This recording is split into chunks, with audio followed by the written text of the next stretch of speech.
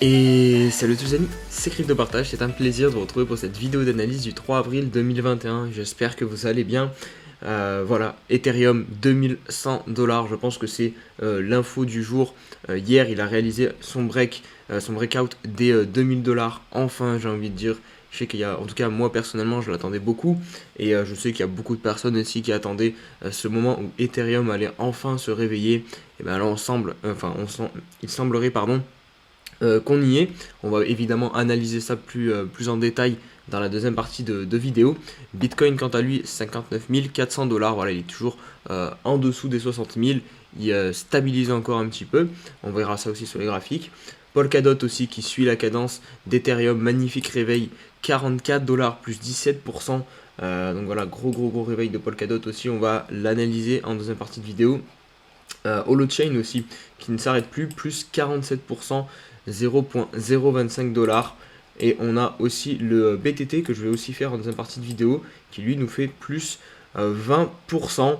Voilà, donc après vous avez une map assez un petit peu mitigée. On a quand même quelques altcoins qui reculent un petit peu, notamment le Philcoin qui voilà, a fait une grosse perte sur ces derniers jours. Là, il est de retour à 170 $, moins 13%. Juste avant de passer aux news, n'hésitez pas à entre guillemets récompenser mon travail parce que c'est l'une des manières les plus simples et qui ne vous coûte pas grand chose, voire rien du tout. C'est un petit like et de vous abonner à la chaîne YouTube, ça permet de la faire grossir, de la faire découvrir à d'autres personnes. Et voilà, et plus on ramènera des personnes aussi sur cette chaîne YouTube, plus on sera susceptible d'engranger des connaissances parce que ces personnes pourront les partager en commentaire par exemple. Donc vraiment, voilà, si vous voulez remercier le travail que j'effectue et puis même pour faire grandir la chaîne, un petit like et de venir aussi nous rejoindre sur les réseaux sociaux, donc Twitter et le Discord. Allez, on va débuter ces news par un petit tour sur le Crypto Fear and Greed, donc qui est à 74. Donc vous pouvez constater qu'en fait qu'on n'est pas encore en totale euphorie comme on a pu l'être un petit peu auparavant. Si on remonte un petit peu, je suis un peu plus historique, vous voyez au début février on était quand même dans une partie très haute au niveau de plus de 90 et depuis bon là ça a été la grosse réaction, on est venu chercher ce niveau 38 et depuis on est un petit peu plafonné entre sous les 80, vous voyez, hop, on est à 72, 74, 75, 76 à peu près. Donc on n'est pas en totale euphorie encore, donc ça c'est quand même bon signe et ça prouve qu'on va pouvoir, je pense, faire, j'en suis quasi sûr, une nouvelle hausse sur le Bitcoin. Moins de 800 000 personnes détiennent plus de 1 Bitcoin. Et là, vous avez la population mondiale donc, qui est de plus de 7 milliards, quasiment 8 milliards d'êtres humains maintenant sur Terre. Donc voilà, ça vous laisse un petit ordre d'idée de où on en est dans la démocratisation et l'adoption du Bitcoin sur la population mondiale. Le market cap qui n'est pas loin des 2 trillions de dollars, c'est ce que nous dit CZ de Binance. Donc ça c'est le CEO de Binance. Donc voilà, le market cap qui commence à bien grossir. Je vais vous le montrer rapidement tant qu'à faire. Hop, hop. Vous voyez, on est à 1,9 trillion. Et vraiment, du coup, les 2 trillions sont vraiment pas loin du tout. Vous voyez qu'en 2017, on était venu chercher les 760 milliards de dollars pour la capitalisation totale des crypto-monnaies. CryptoBurb qui nous partage cette petite image donc, de ce qu'il a vu apparemment à la télé. Donc c'est Paris Hilton qui apparemment a parlé du Bitcoin, qui s'est dit très excité sur le Bitcoin, vraiment enthousiaste.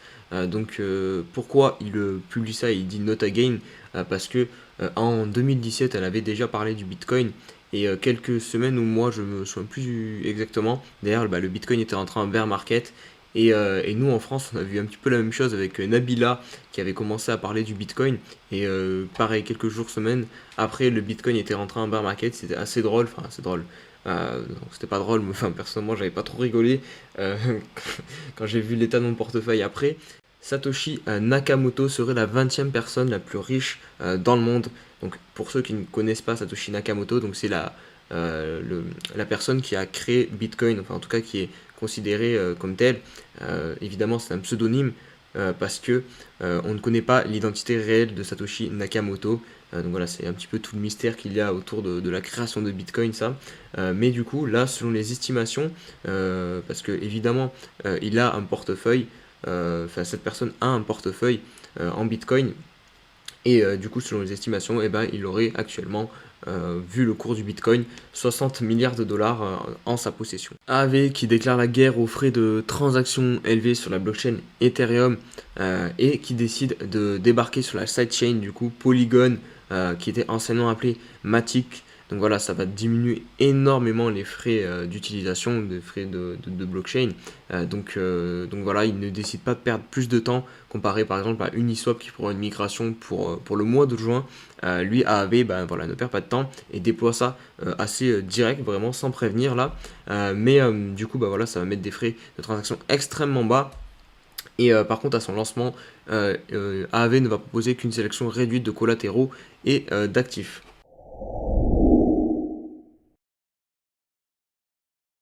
Allez, on se retrouve pour l'analyse du Bitcoin en 4 heures. Pas grand chose à rajouter, hein, je pense, sur Bitcoin depuis hier. Vous voyez, on est juste venu en fait réintégrer, en tout cas en H4, ce range compris entre 59 300 dollars et 58 000 dollars à peu près. Vous voyez, avec cette bougie assez conséquente, on a réintégré, hop. Et là, pour l'instant, on vient se repositionner pile poil sous la résistance. Donc, à voir si on va réussir à rentrer. Mais pour l'instant, on constate en fait que tout simplement, bah, c'est cette oblique là qui nous a repoussé du canal ascendant qu'on tenait depuis le début de cette remontée. Donc voilà, il va falloir se méfier de cette oblique parce que là, voilà, on a buté dessus. Bon, après, ça correspond aussi au niveau de ces mèches-ci, donc ce niveau des 60 000 dollars, je pense, hein, tout simplement, qui peut faire un petit peu barrière psychologique. Si on se positionne en daily, c'est pareil, on va voir que pour le moment, et ben, à chaque fois, on va clôturer en dessous de ce niveau des 59 000 dollars. Là, pour le coup, vous voyez qu'ici, on a clôturé vraiment pile poil au même niveau. Donc, pour l'instant, on attend tout le temps le signal. Et je pense que là, vraiment, ça va être un signal assez puissant d'une clôture daily au-dessus de ce niveau des 59 000 dollars pour venir chercher très très rapidement du coup l'ATH du Bitcoin qui est actuellement positionné à 61 800 dollars à peu près selon les exchanges. Et dernier petit point, voilà, je pense que ça on va bien le suivre. Vous voyez, c'est cette oblique qui pour l'instant, vous voyez, on est pile poil en train de buter dessus. Donc à voir si on va réellement se faire repousser ou si on va casser cette oblique et partir plus haut et à mon avis venir chercher directement l'ATH sur Bitcoin. Allez, on passe à Ethereum et j'ai envie de dire qu'est-ce que ça fait plaisir de le voir enfin décoller, voire passer au-dessus des 2100 dollars. Vous voyez qu'en H4, on a vraiment une belle remontée, une belle tendance haussière. On monte, on corrige un petit peu, on monte, on corrige, on monte vraiment en escalier. Et ça, c'est assez propre. Après, voilà, on commence à venir sur des niveaux assez hauts sur le RSI, mais on a encore de la marge, je pense. Même si là, on a un petit M qui s'est dessiné. Mais bon, je pense pas que ça ait de grosses conséquences pour le moment. Vous voyez cette espèce de canal qu'on a depuis le début du mouvement haussier, depuis le 25 mars. Donc vraiment très très propre.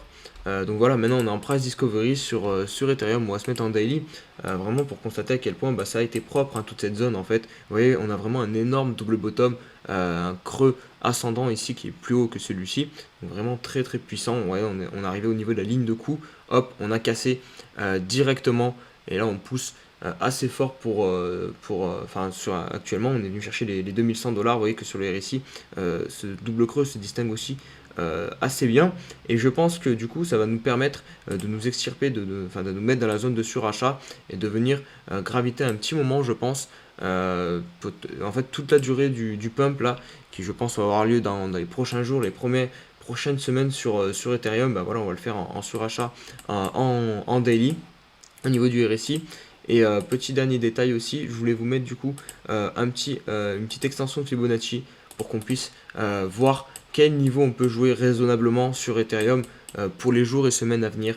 Donc vous avez le premier niveau qui va être à 2300 dollars, les 1.4 à 2400 et le 1.6 à 2550 dollars. Donc voilà, je pense que c'est des niveaux qui vont être assez pertinents si on agrandit un petit peu cette oblique. Voilà, pourquoi pas, vous voyez ici ça correspondait au prochain jour et toucher aussi cette oblique potentiellement si on vient sur le niveau des 1.6 ou des 1.4 assez rapidement. Je pense pas qu'on pourra toucher cette oblique si on vient sur les 1.4 parce que voilà, ça voudrait dire que dès demain on se trouve déjà à 2400 dollars. Ça m'étonnerait un peu, mais pourquoi pas, on va la garder parce qu'on ne sait jamais. C'est toujours important, je pense, de garder les graphiques, les anciennes obliques parce que des fois on se rend compte en fait que par la suite elle est aussi pertinente. Donc voilà, on va garder ça en tête et on va suivre évidemment l'évolution d'Ethereum dans ce price discovery. Allez, on poursuit avec Polkadot qui est lui aussi en train de bien performer. Vous voyez, 46 $, très très propre aussi ce qu'il nous a fait. Donc on avait lancé un ATH à 43 $ à peu près. D'ailleurs, on était rentré en correction. Là, on avait quand même une belle phase. On avait des creux à chaque fois de plus en plus haut. Vous voyez, pile poil la résistance, ça s'est très très bien dessiné. Donc 38 $. À chaque fois, on venait taper dessus, mais on n'a pas réussi à la passer. Là, on s'est fait bien enfoncer pourtant. On est revenu jusqu'au niveau des 30 $. Et pourtant, il s'est bien ressaisi, il est bien reparti. Et là, ça y est, hein, dès qu'on a cassé du coup ce niveau des 38 $, on est parti très fort maintenant. Price Discovery, 46 $. On va passer bientôt en surachat au niveau du RSI. Vous voyez qu'au niveau du MACD, on est bullish, on a cross bullish. Donc voilà, tous les voyants sont ouverts. Pareil, je pense qu'on va pousser assez fort sur Polkadot dans les jours et semaines à venir. Voilà, après là, si vous n'êtes pas positionné sur Polkadot, je pense que c'est compliqué. On ne rentre pas voilà, sur des bougies à la verticale comme ça.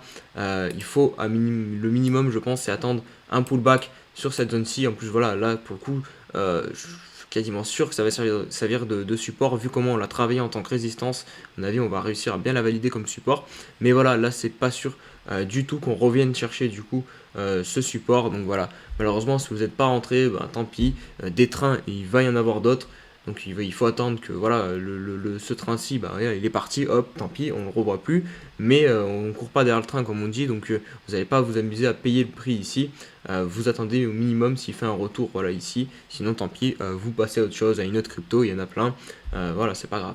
Allez, on se retrouve sur le token de Swissborg, donc le CHSB, qui est en correction depuis son top à 1,6 $. Et évidemment, ça entraîne pas mal de personnes qui paniquent un petit peu, notamment sur les réseaux sociaux, qui ne s'attendaient pas à ça. Mais bon, en même temps, c'était un token qui avait quand même bien performé. Si on se met en weekly, voilà, on était quand même sur des niveaux assez hauts sur le RSI à 96. D'ailleurs, là, vous pouvez distinguer un petit thème, donc ça, c'est pas bon signe. Mais voilà, on va se mettre en daily, on va finir l'analyse en daily d'abord. Donc voilà, au niveau du RSI, on a quand même bien dégonflé. On va peut-être s'arrêter sur ce niveau 33 là. Vous voyez, on l'avait touché ici et ici. Donc peut-être qu'on va réussir, enfin qu'il va réussir à nous faire réagir et à repartir. Au niveau du MSD, pareil, vous voyez, il n'y a pas pour l'instant de réaction. On est toujours baissier.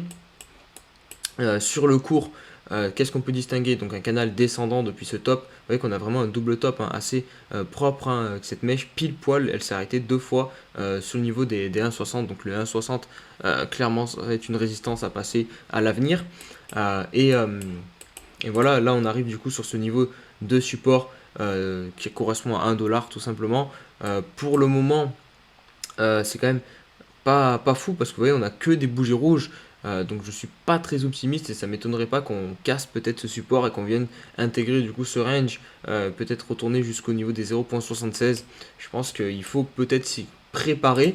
Je vais vous mettre rapidement un petit Fibo pour voir où on en est au niveau de la correction. Ben voilà, on est pile poil sur le niveau des 0,38 et même on est venu plus bas avec les mèches.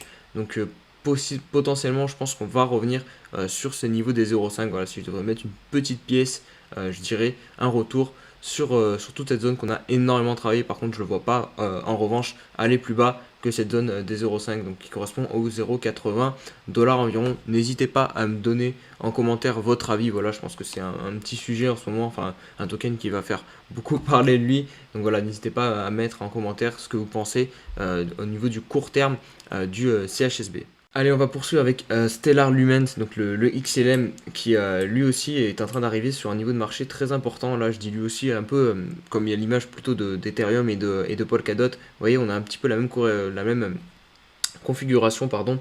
Alors regardez, on a eu l'ATH, enfin je sais même pas si c'est l'ATH parce que je crois pas, hein, je crois pas qu'il a encore atteint son ATH XLM. Le problème c'est qu'il n'y a pas l'historique en entier ici. Vous voyez, février 2018. Je sais pas si on avait eu. C'est possible que ce soit l'ATH ici à 0,50, mais j'en suis pas sûr. Faudrait vérifier sur CoinMarketCap. Mais bon, bref, c'est pas très grave. On va passer à l'analyse dans Daily. Hop, en tout cas, ce point haut à 0,60. D'ailleurs, on a corrigé et on est venu tout simplement consolider pile poil sous cette résistance, donc des 0,43 $.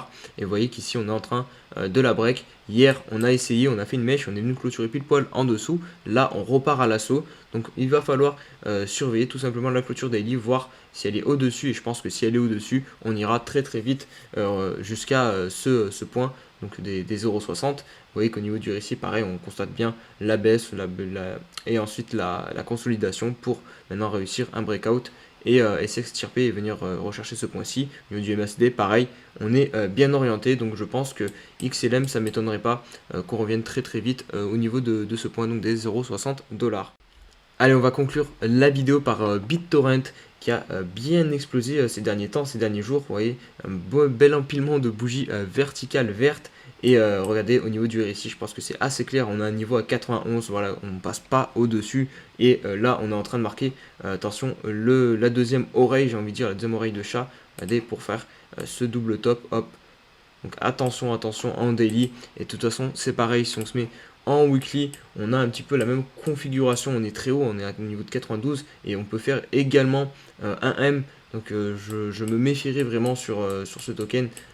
Franchement, prendre un petit peu de profit, ça serait peut-être pas déconnant.